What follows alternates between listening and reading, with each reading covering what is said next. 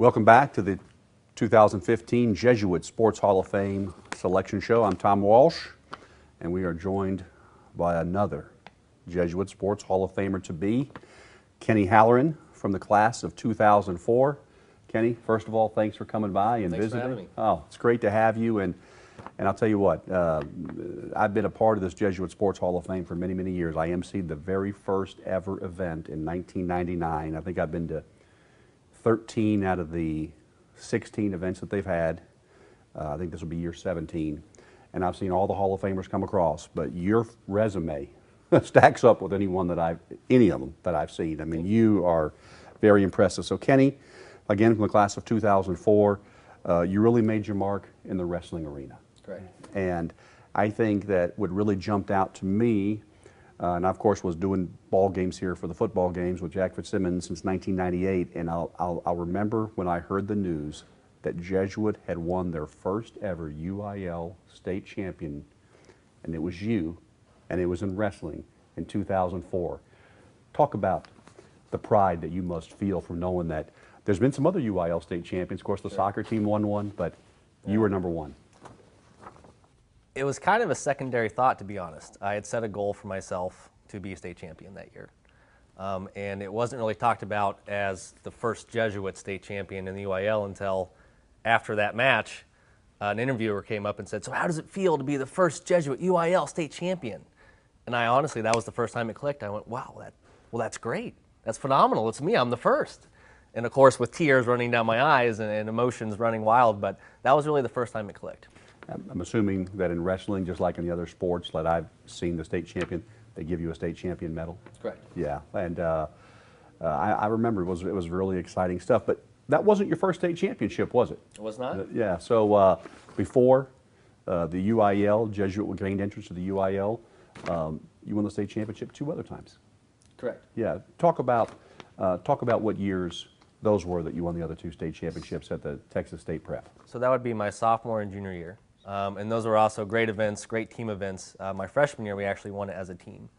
And that year, 0001, you look at that team, and there are 4 or 5 guys that would have been first Jesuit UIL state champions. And that team was not only the best in Texas in wrestling, but really kind of a national caliber team. But to get back to your question, those 2 years were great. Had a lot of fun competing, but it's nice to be involved in the larger community of wrestling. Talk about who your coaches were during the time that you were wrestling here at Jesuit. Sure. So my father, Frank Halloran, he started here early 90s, kind of really built Jesuit up as a powerhouse in Texas. You know, we were recognized with our Jesuit logos. People would clear a mat for us to warm up on. You know, there was a lot of respect for the program here at that time. Tony Cherico was he was involved heavily with the bigger guys. You know, that nose tackle guy, really strong, really fast on his feet. Great guy to have around the kids. A lot of fun. And those were 2 of the main guys that got the program rolling and got it to where it was. Speaking with Kenny Halloran right now from the class of 2004, the Jesuit alumnus with the first ever UIL state championship. He did it in wrestling in 2004. If you haven't bought your tickets to the big event on April 25th, that's the night that Kenny and 3 other special athletes will be receiving their blue blazers to go into the Jesuit Sports Hall of Fame. You can call you can call Sean McMullen up here at Jesuit in the alumni office, and he'll get you set up. 6 o'clock mass, cocktails and dinner at 7 o'clock. How did you get the call that you were into the Jesuit Sports Hall of Fame? So I got the call from Paul Maturi, and I had actually only met him once before, so I was really confused. Yeah. I thought my initial reaction was that I had done something wrong. I was in trouble. I was like, what did I do? I don't know what I did. And then I thought maybe they want me to teach the football players how to tackle. You know, just kind of joking around. But I called him back, and we went and had lunch, and it was just kind of one thing led to another. It was a great time. Paul Maturi is one of my favorites up here on the coaching staff. He's also a big Notre Dame fan like I am. Okay. Of course, you're a Michigan man. Wolverine. Yeah, so through and through now. Talk about that, the opportunity to go from Jesuit to really one of the most big-time college programs you can, the University of Michigan, and you were a Division I college wrestler. Yeah, I didn't know what I was getting myself into. I didn't know how much history that school had. I think, you know, 18, leaving high school, you get attracted to you know, this huge stadium and all these people and this beautiful campus and the reputation for an education. So that's what really attracted me, but what made me stay was the tradition and the history and the family that you build with your teammates and the school as a whole. What was your impression of wrestling in the state of Texas, you know, the competition you faced when you got to the national level there like you did at Michigan? Did you feel like that Texas wrestling prepared you well? We're getting there. I think my senior year we had 7 or 8 guys go to Division I schools, and we were selected to go to the Dapper Dan National Duels where we wrestled all the Pennsylvania state champions. We lost that duel by 3 points. So it's been a long process, and one that I'm really happy to say I've been involved with, and I try to stay involved with as well.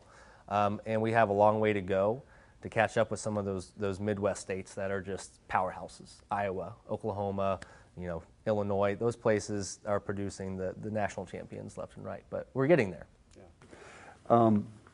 What are you doing now? What's occupying your time?